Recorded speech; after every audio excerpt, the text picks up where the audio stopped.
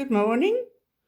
I'm going to continue on with my medallion quilt, and I'm going to be making feathers on this last border up here, all the way along to the end and back again. I've also done 3 little petals in the corner here, and each feather finishes and starts right on this corner. So to start with, I want to make a line, a vein of the feather that goes all the way to the end of my border here, finishing at this little spot again in the corner. Someone asked me, do I roll or bunch my quilts? I bunch them up. I keep them loose because if you roll it, you'll end up with a lot of weight and it'll drag your quilt and tug on you while you're trying to move your quilt around to do the free motion quilting. I find if you paddle it more and continually lift both sides, it'll help prevent the drag and it'll leave a lovely flat spot for you to maneuver very easily on your tabletop. You do have to adjust your quilt regularly as you're moving along to prevent that drag. Also, I have a table each side that I rest my quilt on, the excess, so it doesn't drop over the edge, and I have another one on the other side. Sometimes I even put an ironing board right here to take even bigger quilts to stop the drag. Once you've prevented the drag, basically, you're good to go. If you want to change your speed, this is the Sweet 16 screen, you go up to here for less, or there for more. You can save it down to here by clicking one of these and it saves it. See, 44 down there now says 44. If I want to use, say, 50% speed, I will click there on the 50 and it'll come 50 up here. That's the speed limit. I personally like 30-35% for small intricate work, and I like about 40-45% for faster work like doing the feathers and the borders.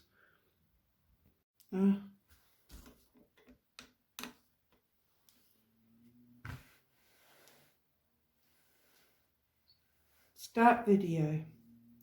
Okay, so here we are. Start my quilting in this corner here as explained before. A couple of little stitches. And put my gloves on.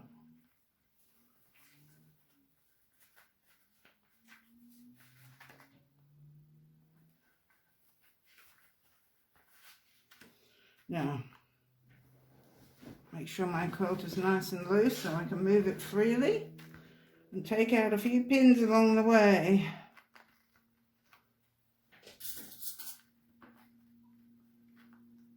If you notice too, I've been working outwards from the middle on this quilt.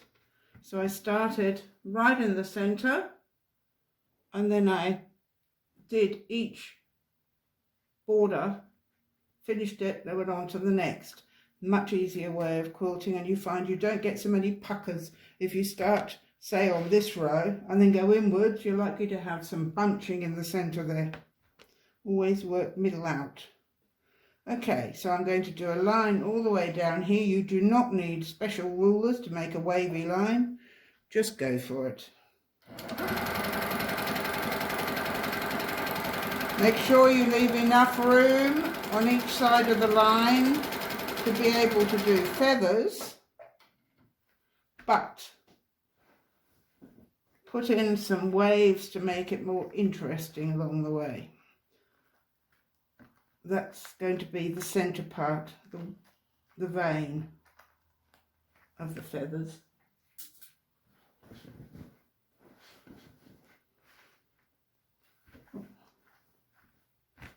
Okay.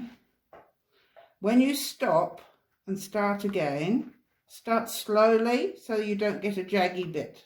So just slowly on the, and once it gets going, then you can speed up again.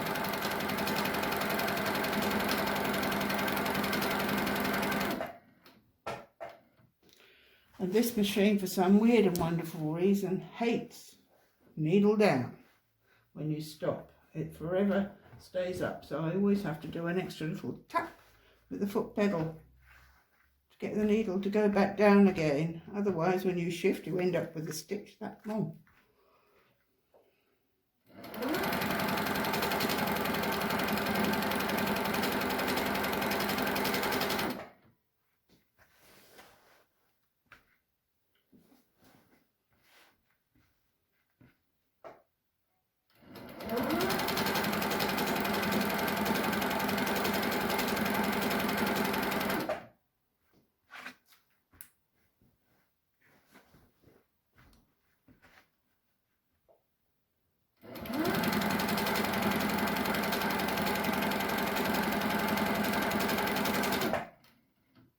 Someone asked me too, do I have a stitch regulator? No, I don't.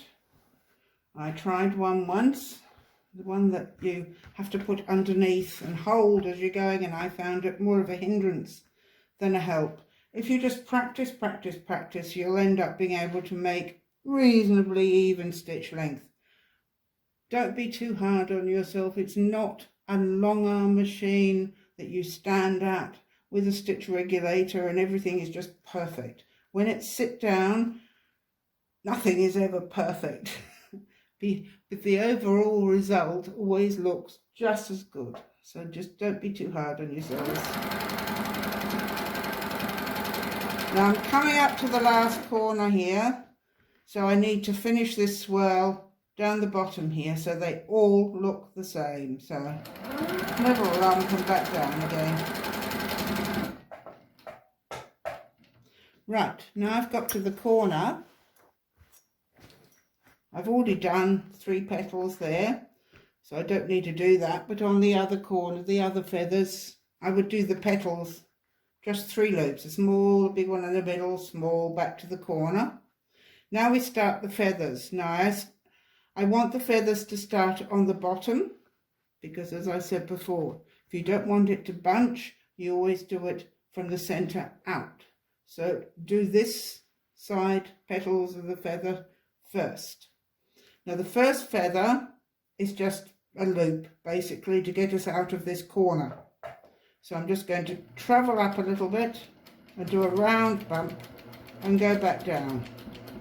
Then I'm going to go back to the start of where that loop was. And a little bit for the next feather. Just travel along that vein, just a little way. Then you come round like a teardrop and go back and end up at the top of the last feather, about in the middle of that curve. So round and back to that feather. Then we travel back halfway across that top bit, well, all the way across the top bit, just before it starts curving back down again, and we do like a bump and come back down to the vein. And we want to come back just a little bit further along, not to the same place. This is how you travel along the feather. You go back to the top of the previous feather and come back down on a nice curve onto that vein, just a little bit further along.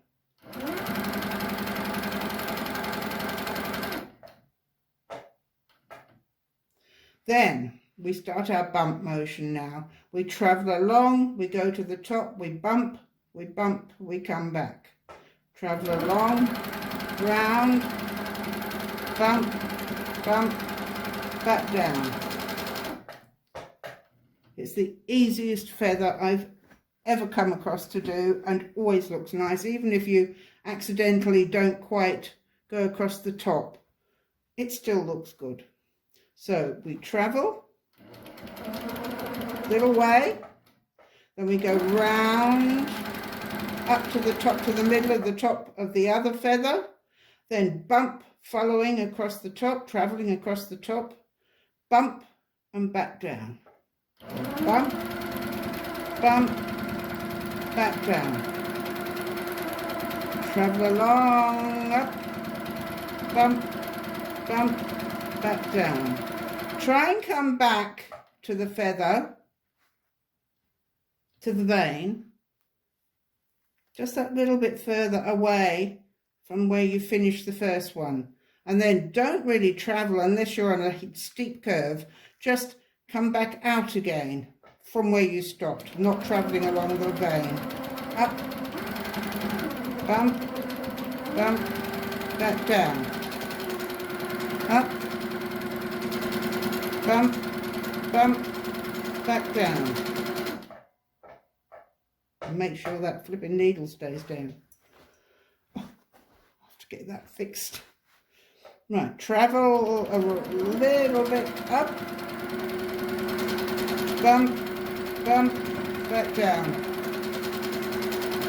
up, and a curve, bump, bump, back down, along, up, round, bump, bump, back down.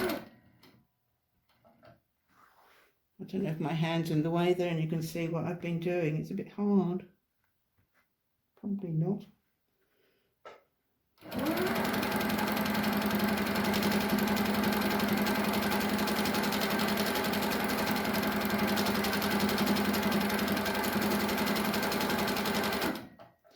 Right, so you use this edge of the border to bring the top of your feather to, just below it,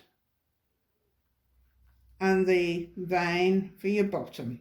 And you just follow it all the way along to the end. I'll do a few more.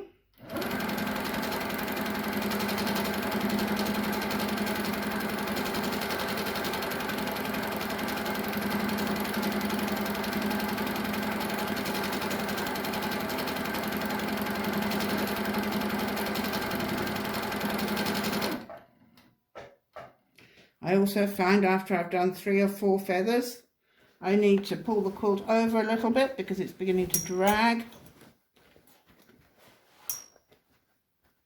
and readjust my hands.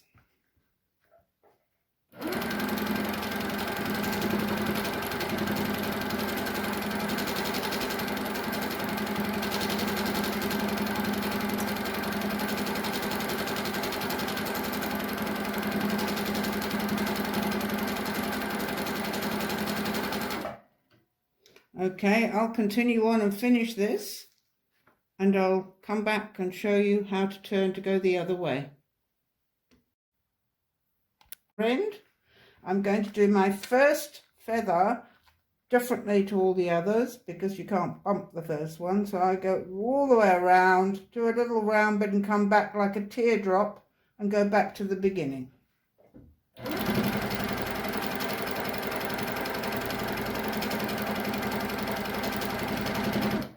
So that's my first feather. I can now use that as a reference for going all the way along like I did with the other ones. Just make sure you go the same way, not opposite. So you don't want to go that way, you want to go that way. Okay, there we go. Round to the middle of the top, the previous bump, back again. Round, bump, bump, back again.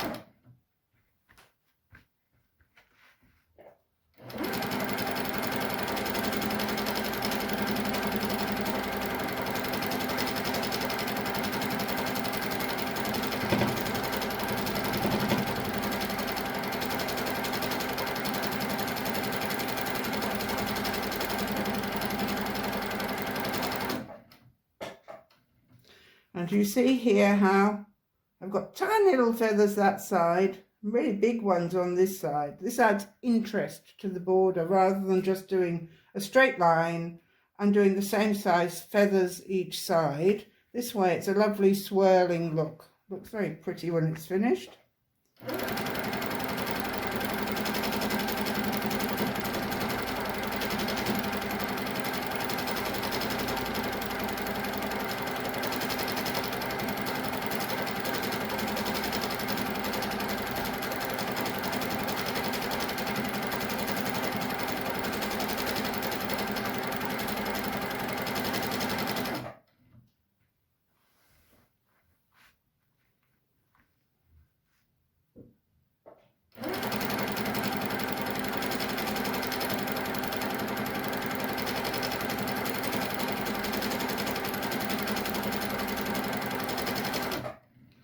For any of you who have difficulty with feathers and think you'll never get it, you should have seen my first feathers. They looked more like really weird seaweed. So practice, practice, practice, and you'll get there.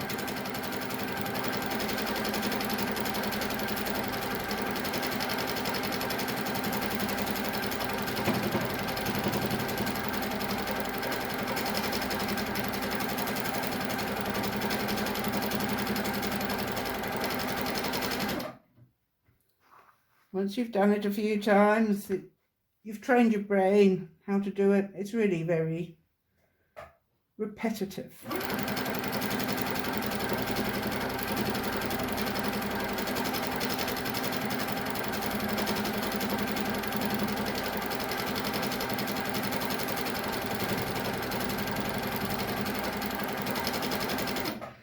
Okay, well, I'm going to continue on to the end. I'll just show you what it looks like so far, a little bit better closer up.